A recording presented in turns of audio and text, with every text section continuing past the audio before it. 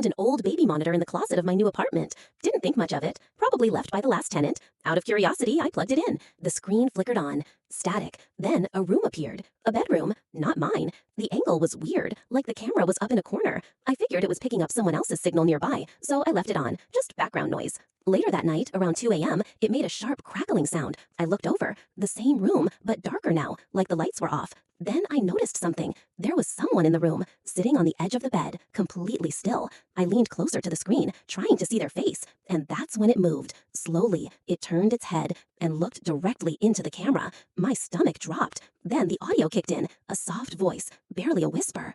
"Can you see me?" I unplugged it immediately. Didn't want anything to do with that. A few minutes later, my phone buzzed. No caller ID, just a message. "Why did you turn me off?" I stared at it, confused. Then another message came through.